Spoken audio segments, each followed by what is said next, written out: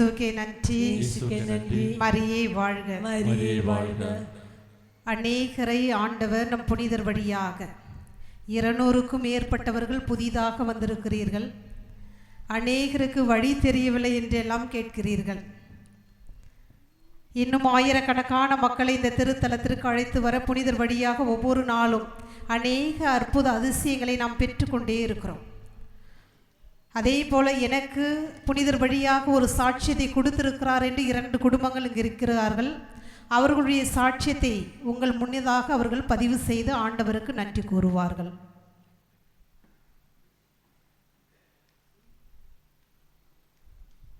இயேசுக்கே புகழ். மரியே வாழ்க. இயேசுசே வாழ்க. என்னுடைய பேர் ஹெலனகிலா. நான் மேல்மடாலத்துலேருந்து வர்றேன். நான் இங்கே 4வது வாரம் இது வாரது. வாரம் இங்கே வந்துட்டு நான் வீட்டுக்கு போனேன். ப்ரேயர் பண்ணிவிட்டு வீட்டுக்கு போனேன். வீட்டுக்கு போன அப்புறமா அந்த ஞாயிற்றுக்கிழமையில் திங்கக்கிழமைக்கு என்னை வீட்டுக்காரங்க தொழிலுக்கு போனாங்க. தொழிலுக்கு போன இடத்துல அந்த துறைமுகத்துக்கு உள்ள நுழைவாயிலில் வார நேரத்தில் வேற ஒரு வள்ளம் வந்து இடித்து என்னை வீட்டுக்காரங்களோட மருமகனும் சேர்ந்து தான் அந்த வள்ளத்தில் தொழிலுக்கு போனாங்க. அவங்க வந்து மொத்தமாகவே கடலுக்கு விழுந்துட்டாங்க. ஒரே ஒரு கால் மட்டும்தான் அந்த வள்ளத்தில் இருந்துட்டு இருந்து. அவங்க வந்து கஷ்டப்பட்டு கடல் அலை மத்தியில் அவங்க கஷ்டப்பட்டு அவங்கள எழுப்பி, அவங்களுக்கு ஒரு நினைவு ஒன்றுமே இல்லை, ஆனால் அவங்கள எழுப்பி ஹாஸ்பிட்டலுக்கு கொண்டு போனாங்க. அந்த நேரத்தில் இந்த இடத்துலேருந்து இந்த கண்ணுக்கு மேலேருந்து இது வரைக்கும் பிளந்து இதில் மண்டை ஓடு தெரியுத அளவுக்கு அது பிளந்து இருந்து. அப்போ என்னை வீட்டுக்காரங்களும் ஒரே பதட்டம், ஏதாவது ஆயிடுமோ. நான் அவங்க விடிய காலம் அங்கேருந்து ஃபோன் பண்ணி சொல்லாங்க, இப்படி இந்த இதாச்சு, ஹாஸ்பிட்டலுக்கு கொண்டு போயிருக்காங்க, நான் வீட்டுக்கு வந்துட்டு உடனே கிளம்பணும் அப்படின்னு. நான் தேவசாயத்திட மனசார வேண்டினேன், எந்த ஒரு பிரச்சனையும் இருக்கக்கூடாது, எலும்பு முறிவோ எதுவுமே இருக்கக்கூடாது, தசக்கிழிவு மட்டும்தான் இருக்கணும்னு சொல்லிட்டு நான் வேண்டிட்டு நான் யார்கிட்டையுமே எதுவுமே சொல்லவும் செய்யலை. அமைதியாகவே இருந்துட்டு நான் அவங்க கூட ஹாஸ்பிட்டல் போனேன். ஹாஸ்பிட்டல் போன பிறகு இங்கிருந்து இங்கே வர 16 தையல் போட்டுட்டு ஸ்கேன் பண்ணுறதுக்கு கொண்டு போக சொன்னாங்க. நான் சொன்னேன், சரி நீங்கள் ஸ்கேன் பண்ண கொண்டு போங்க, நான் கோயிலில் போய் ப்ரேயர் பண்ண போகிறேன், பூசைக்கு ஒப்பு கொடுக்குதுன்னு சொல்லிட்டு நான் பூசைக்கு போனேன். பூசை போயிட்டு முடிச்சு வார நேரத்தில் சொல்லுவாங்க, எந்த எலும்பில் எந்த பிரச்சனையும் இல்லை, நரம்புல எந்த பிரச்சனையும் இல்லை, அந்த சதக்கிழிவு மட்டும்தான், வேற ஒரு பிரச்சனையும் இல்லை. 2 நாள் ஹாஸ்பிட்டலில் வச்சுருந்தாங்க, சின்ன ஹாஸ்பிட்டலில் தான் வச்சுருந்தாங்க. ஆனால் அவங்களோட மனைவிக்கு எல்லாருக்குமே விருப்பம் இல்லை, இந்த ஹாஸ்பிட்டலில் வச்சு பார்க்கணுமா. நான் சொன்னேன், சரி பிரச்சனை இல்லை, பெரிய ஹாஸ்பிட்டல் கொண்டு போகலாம், என்னதான் இருந்தாலும் முழுசாக செக் பண்ணி பார்க்கலாமேன்னு சொல்லிட்டு பெரிய ஹாஸ்பிட்டல் கொண்டு போய் அங்கே ஸ்கேனு இசிஜி எல்லாமே எடுத்த பிறகு தலைக்கு எந்த ஒரு பிரச்சனையும் இல்லை, எலும்புக்கு எந்த ஒரு பாதிப்பும் இல்லை. கடவுளுக்கு கோடான கோடி நன்றி. அடுத்து போன வாரத்துக்கு முந்தின வாரம் வெள்ளிக்கிழமை என வீட்டுக்காரங்க தொழில் போனாங்க. அன்னைக்கு தான் ஃபாதரும் ப்ரேயர் பண்ண சொன்னாங்க, மழைக்காக ப்ரேயர் பண்ணுங்கன்னு சொன்னாங்க. அன்னைக்கு நைட்டு நல்ல காற்றும் மழையும், நிறைய பேர் கரை ஒதுங்க முடியாமல் வேற மாநிலங்கள்ல எல்லாம் கரை ஒதுங்குறாங்க, விழுஞ்சோம், கேரளா அந்த மாதிரி எல்லாம். என வீட்டுக்காரங்கள் எந்த ஒரு பாதிப்பு இல்லாமல் கடவுள் இந்த பத்திரமாட்டி எங்கள் மண்ணிலேயே கரை ஒதுங்க செஞ்சார், அதுக்கு கோடான கோடி நன்றி. அடுத்து போன வாரம் நான் இங்கே வந்திருந்தேன், போன வாரத்துக்கு முந்தின வாரம் வந்திருந்தேன். அப்போ வந்தப்போ சிஸ்டர்கிட்ட ப்ரேயர் பண்ணேன். எனக்கு வந்து நைட்டு தூங்க முடியாது, சும்மா துளி எழும்புவேன், யாராவது எனக்கு கிட்ட நிற்கிறது மாதிரி இருக்கும், உடம்பெல்லாம் விரையல் கொடுக்கும், ஒத்தைக்கு தான் நான் படுத்திருப்பேன். அப்போ நான் சிஸ்டர்கிட்ட ப்ரேயர் பண்ண சொன்னோன்னா சிஸ்டர் சொன்னாங்க, இந்த அற்புத நீரூற்றை கொண்டு போய் 6 மணிக்கு நீ 7 விசுவாச பிரமாணம் படித்து 6 நாள் நீ அந்த இடத்துல தெளி, உனக்கு 3ஆவது நாளே உனக்கு மாற்றம் தெரியும்னு சொன்னாங்க. நான் 6 நாள் அதே மாதிரி தெளிச்ச தொடங்கினேன். 3ஆவது நாளே எனக்கு வேற வீடு மாறி போறதுக்குள்ள கடவுள் அற்புதமாக அதிசயம் செஞ்சார், அதுக்கு கோடான கோடி நன்றி.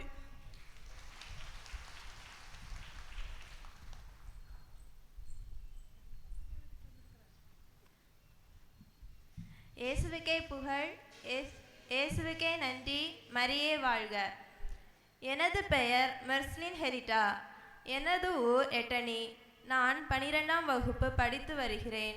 கடந்த சில நாட்களில் புனித தேவசகாயம் வழியாக கடவுள் செய்த புதுமையை உங்கள் முன் பகிர்ந்து கொள்கின்றேன். எனக்கு சுமார் 3 வருடங்களாக வயிற்றில் வலி இருந்து வந்தது. நான் அந்த வலியை பெரிதாக எடுத்துக்கொள்ளவில்லை.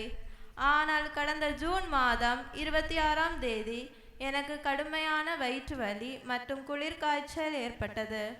எனது பெற்றோர் என்னை PRS மருத்துவமனைக்கு அழைத்து சென்றார்கள். மருத்துவர் என்னை பரிசோதித்துவிட்டு அட்மிட் செய்தார். எனக்கு இரத்தத்தில் வெள்ளை அணுக்கள் அதிகமாக இருக்கிறது என்று சொன்னார்கள். 3 நாட்கள் கழித்து எண்டோஸ்கோபி குலனோஸ்கோபி டெஸ்ட் செய்தார்கள். என் குடலின் இறுதி பகுதியில் சிறு சிறு கட்டிகள் அதிகமாக இருந்ததால் அதில் சிறிது வெட்டி எடுத்து பயாப்சி ரிப்போர்ட்டுக்கு ஜூன் 30ஆம் தேதி அனுப்பினார்கள்.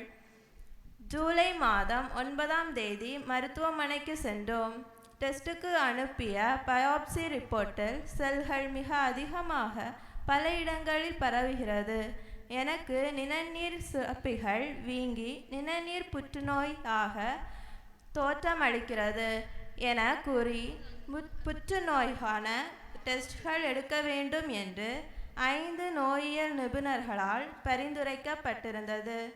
மீண்டும் 9ஆம் தேதி எந்த வகையான புற்றுநோய் என்பதை கண்டறிய பயாப்சிக்கு அனுப்பினார்கள்.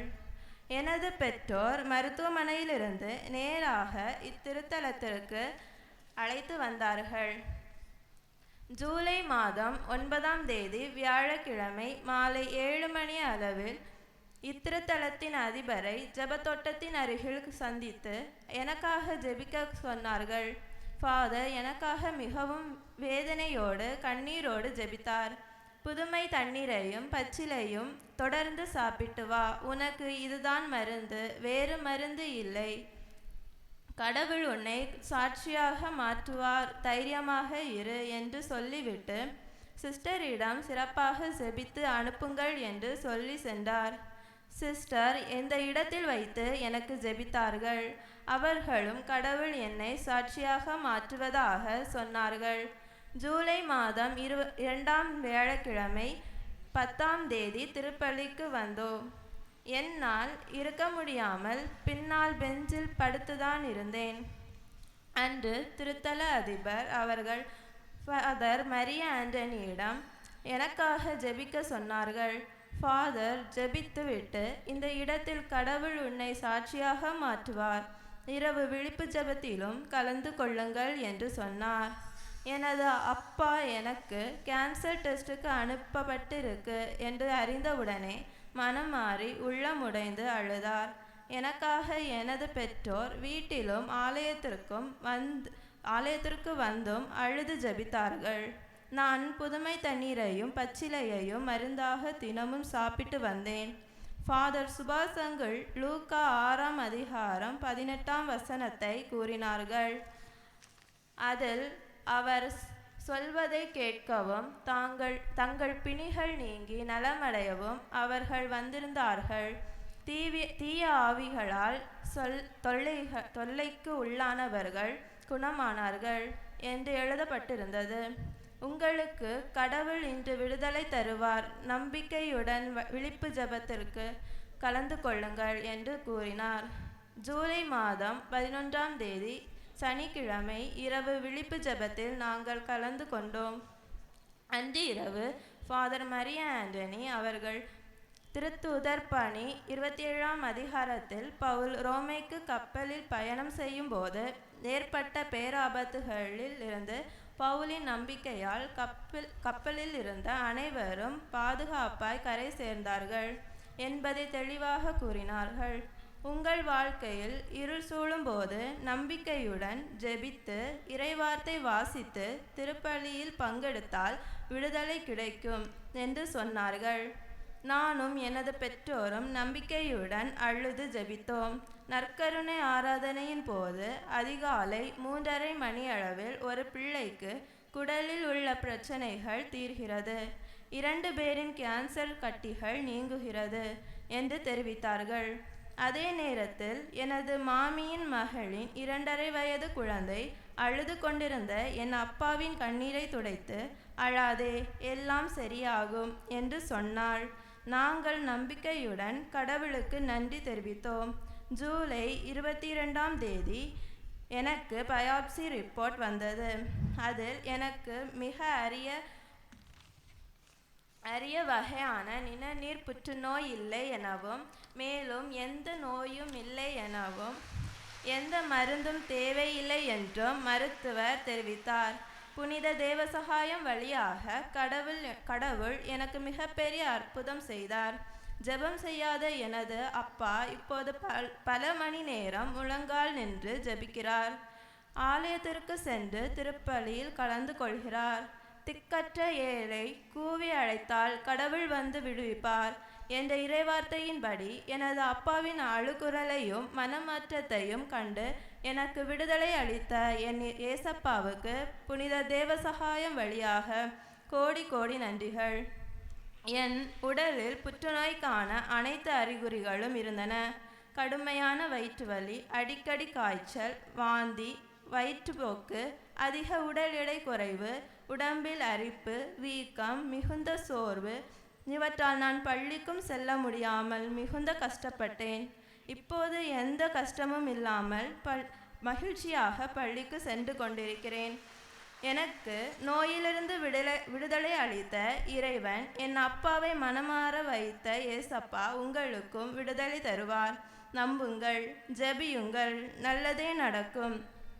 எனக்காக பரிந்து பேசிய புனிதருக்கும் ஏஞ்சல்களுக்கும் ஜெபித்த அனைத்து அருத்தந்தையர்களுக்கும் அருட்சகோதரிகளுக்கும் பொது நிலையினருக்கும் மனமார்ந்த நன்றிகள். இயேசுவுக்கே புகழ், இயேசுவுக்கே நன்றி, மரியே வாழ்க. நான் ஒரு 2 வார்த்தை பாப்பா பற்றி. பாப்பா நில்லுங்கடா. நான் ஃபஸ்ட் டைம் இங்கே வந்தேன். ஃபஸ்ட் டைம் வரும் பொழுது அவங்க என்னுடைய மகளை கூட்டிகிட்டு வந்துட்டு அவங்க அப்பா கூட ஆல்மோஸ்ட் இன்னைக்கு சொன்ன பார்த்தீங்களா, இந்த வலிவி விடுகிற நிலை, நம்பிக்கையெல்லாம் போச்சு அப்படிங்கிற மாதிரி நின்றுட்டு இருந்தார். ஆனால் அவங்க மனைவி வந்து ரொம்ப அற்புதமான நம்பிக்கையோட இருப்பதை நான் கண்கூடாக பார்த்தேன். அப்போ இவளும் வந்து நல்லா முடியாது ஃபாதர், ஸ்கூலுக்கெல்லாம் போகலை ஃபாதர், எனக்கு தூக்கமாக வரும் ஃபாதர் அப்படின்ட்டு. வெள்ளிக்கிழமை சனிக்கிழமை விழிப்பு ஜெபம். நான் இப்போ சொன்னேன், நீ தூங்கினாலும் பரவாயில்ல கண்ணு, வீட்டில் தூங்குறதுக்கு பதிலாக கோயிலில் வந்து தூங்கு அப்படின்னு சொன்னேன். எனக்கு உண்மையிலே I am really happy. Father சொல்லிகிட்டே இருந்தார், இன்றைக்கி ஒரு பெரிய அற்புதத்தை நம்முடைய திருத்தலத்தின் நட்டாளம் புனித தேவசகாயம் செய்திருக்கிறார்ப்பா, நீங்கள் கேளுங்க அப்படின்னு சொன்னார். அதுவும் குறிப்பாக அந்த நற்கருணை எழுந்தேற்றத்தின் போது எனக்கு அது என்னவா இருக்குன்னு பார்த்தா, எனக்கு இவ்வளோ பார்த்தோன்னே பயங்கர ஷாக்கு. அவளுக்கு நம்பிக்கையே இல்லை, ஐ எம் அவுட் அப்படிங்கிற மாதிரி தான் இருந்தாங்க. விழிப்பு ஜெபத்துக்கு வரும் பொழுது எல்லாம் முடிச்சுட்டு இங்கே டீ குடிச்சிட்டு இருந்தோம். அப்போ வந்து சொன்ன, தூக்கமே வரல ஃபாதர், என்னன்னே தெரியல, சும்மா தூங்குவேன், இன்னைக்கு தூங்கவே இல்லை அப்படின்ட்டு. அதுக்கப்புறம் இவ்வளோ பேர் ஜெபிச்சிருக்கிறாங்க. எனக்கு தெரிஞ்சு நான் இந்த காலங்களில் கேட்ட கண்கூடாக பார்த்த ஒரு வல்லமையான செயல் அந்த மகள். உண்மையில நல்ல கைகளை தட்டி தேவசகாயத்திற்கு நன்றி சொல்லுவோம். ரொம்ப ஒடிஞ்சு போயிட்டா. எனக்கு இன்னைக்கு கேட்கும்போது சந்தோஷமா இருக்குது. ஸ்கூலுக்கு போகிறேன், எனக்கு எதுவுமே இல்லை, இவ்வளோ டாக்டர்ஸ் செக் பண்ணிட்டு ஒன்றுமே கிடையாதுன்னு சொல்லிட்டாங்க அப்படின்னா, நாங்கள் வந்த புதுசில் எனக்கு ரொம்ப ஆசை, இந்த நீரூற்றை, அந்த கிணற்றில் உள்ள அந்த தண்ணீரை எல்லாரும் பருகணும், அதை எல்லாரும் சுகப்படுத்தலுக்காக பயன்படுத்தணும். ஏன்னா அந்த தண்ணீரிலிருந்து தான் தேவசகாயத்தினுடைய வல்லமை இந்த உலகம் முழுவதையும் ஆண்டவர் வெளிப்படுத்தினார்.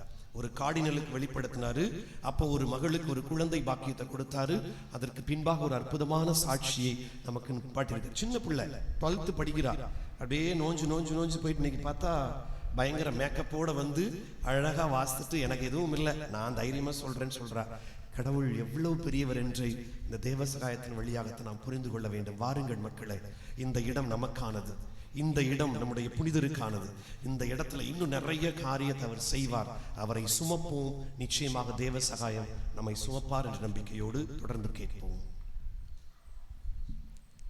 ஆண்டவருடைய வல்லமையான சாட்சியத்துக்குள்ளே அநேகரை அழைத்து வருகிற நம் புனிதர் இன்று அநேக புது முகங்களையும் அமரச் செய்திருக்கிறார்.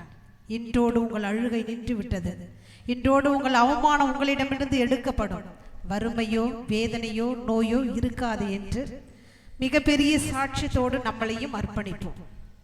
எனக்கும் ஆண்டவர் அற்புதம் செய்வார், அவமானத்தின் நிலையை எடுத்து மாற்றுவார். எல்லோரும் எனக்கு எதிராக நிற்கிறார்கள், என்ன செய்வது என்று தெரியாமல் இருக்கிற ஒவ்வொருவரையும் கண்களை மூடி, ஆண்டவரே, உயிரோடு எங்களுக்காக அநேக சாட்சியத்தை எங்கள் முன் வைக்கிறவரை உம்மை போற்றி புகழ்ந்து ஆராதித்து நன்றி செலுத்துகிறோம். நாங்கள் நினைப்பதற்கு மேலாக எங்களை வளமைப்படுத்துகிறவரும் ஆசிர்வதிக்கிறவரும் நீரே. நம்பினோர் ஒருபோதும் கைவிடப்பட மாட்டார் என்று இறைவாக்கு சொல்லுவதற்கு ஏற்ப கண்கூடாக எத்தனை சாட்சியங்களை எம் புனிதர் வழியாக அழைத்து வருகிறேன். நன்றி இயேசுவே. நான் எல்லாம் வெறுமையாகி வந்திருக்கிறேன், முடியாமல் வந்திருக்கிறேன். உடலிலே புற்றுநோய், இருதயத்திலே ஓட்டை, தலையிலே பிரச்சனை, கட்டிகள், வாதைகள், முடக்குவாதம், எத்தனை கட்டுகளால் நாம் பீடிக்கப்பட்டு எழ முடியாமல் இருந்தாலும் இயேசுவே தொட்டது ஒண்ணு கூட தொலங்கவில்லை. எது எடுத்தாலும் தோல்வி. வெளிநாட்டுக்கு கஷ்டப்பட்டு போன பிள்ளைகளுக்கு வேலை இல்லை. குடும்பத்திலே 3 முறை எக்ஸாம் எழுதியும் கூட ஃபெயிலியர் ஆயிடுச்சு.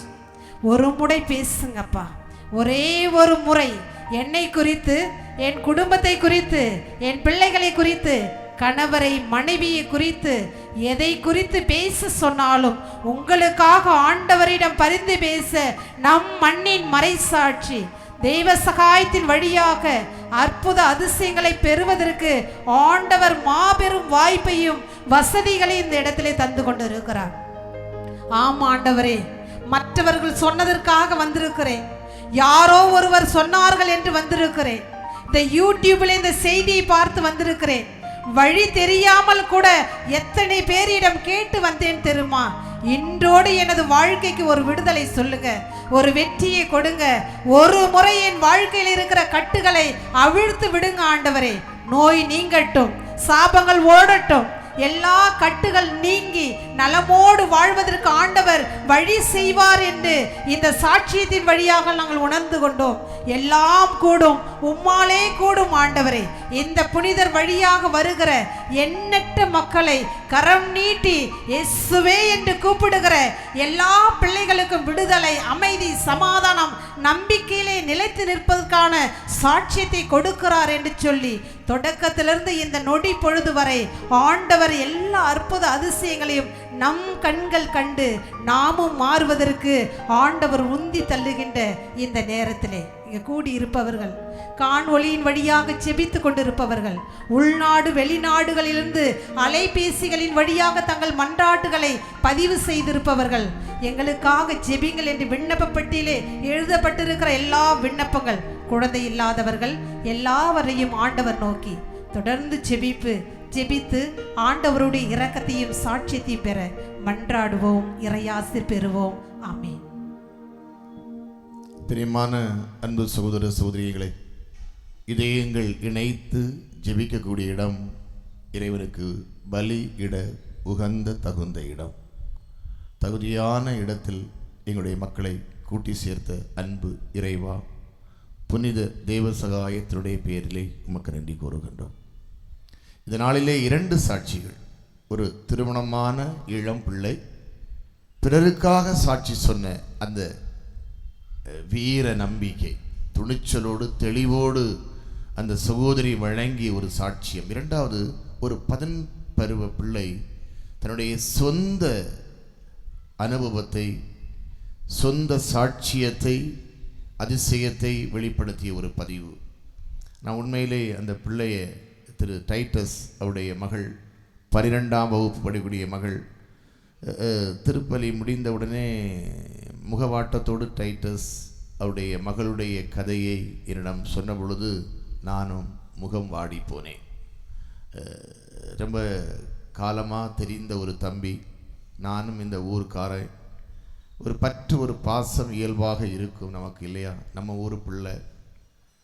எனவே அன்புக்குரியவர்களே, அந்த பிள்ளையை பற்றி சொல்கின்ற பொழுது அவளுக்கு கேன்சர், அவளிடம் சொல்ல வேண்டாம் என்று சொன்னான். நான் தூக்கி வாரி போட்டது போல இருந்து உண்மையிலே ரொம்ப கடவுளை பார்த்து மன்றாடி என்ன சொல்வது இந்த பிள்ளைக்கு. ஜெபித்து விட்டு வெளியே வருகின்ற பொழுது நம்முடைய புனிதர் ஜெபித்த அந்த ஜெபத்தோட்டத்துக்கு நான் முன் வருகின்ற பொழுது அதற்கு முன் இந்த பிள்ளை நிற்கிறார். மீண்டும் அந்த பிள்ளையை அழைத்தேன், ஜெபித்தேன். தந்தையினுடைய முகத்தை பார்த்தேன், தாயினுடைய முகத்தை பார்த்தேன், அந்த குழந்தையினுடைய முகத்தை பார்த்தேன். என்ன நோய் என்று சொல்லி ஜெபிக்க முடியாத ஒரு நோய். கடவுளை, எப்படி இந்த பிள்ளையை உம்முடைய அருளால் குணப்படுத்த போகிறீர், எல்லாம் உம்மிடம்தான் இருக்கிறது என்று சொல்லிவிட்டு நீரையும் ஒரு இலையையும் எடுத்து சாப்பிட்டு குடித்து தொடர்ந்து அதை பின்பற்றிக்கொள், உனக்காக ஜெபிக்கிறேன் என்று மிகுந்த மனபாரத்தோடு அவரிடமிருந்து விடைபெற்றேன். பிரியமானவர்களே, ஆனால் என்னுடைய ஆழ் மனதில் ஒரு எண்ணம், இந்த ஆண்டிலே வரலாறு பதிவு செய்யக்கூடிய ஒரு புனித சாட்சியத்தை இந்த பிள்ளை வழியாக கடவுள் சொல்ல இருக்கிறாள் என்று என்னுடைய ஆழ் மனம் சொன்னது. அது நிறைவேறி இருக்கிறது. உண்மையிலே ஒரு குடும்பமே முடங்கி போகக்கூடிய ஒரு அபய நிலை, ஒரு குழந்தையை இழக்கப் போகிறோம் என்பதுதான் அவருடைய மனதில் இருந்தது. ஆனால் தேவ சகாயம் இல்லை. அவள் உங்களுடைய பிள்ளை அல்ல, அவள் என்னுடைய பிள்ளை என்று சொல்லி அந்த குழந்தைக்கு புதிய உயிரை மருந்தில்லாமலே கொடுத்து, எந்த மருந்தும் இனி இந்த குழந்தைக்கு வேண்டாம் என்று சொல்லக்கூடிய விதத்தில் அதிசயமாக கடவுள் புனித தேவ சகாயம் வழியாக அன்பு பிள்ளைக்கு விடுதலை கொடுத்திருக்கின்றார். எனவே எவ்வளவு அவர்கள் துணிச்சலோடும் துணிவோடும் இந்த பலிபீடத்திற்கு முன் நிற்கிறார்கள் என்று சொன்னால் அவருடைய அனுபவம் மிக பெரியது, மனிதனால் இயலாதது.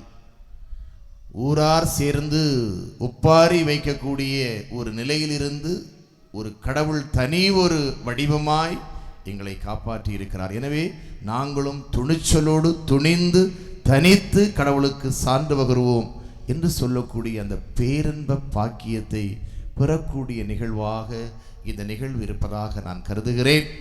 கடவுள் நம்ம என்ன செய்ய மாட்டார், ஒருபோதும் கைவிட மாட்டார். எனவே நம்ம என்ன செய்யக்கூடாது, நழுவி போகக்கூடாது.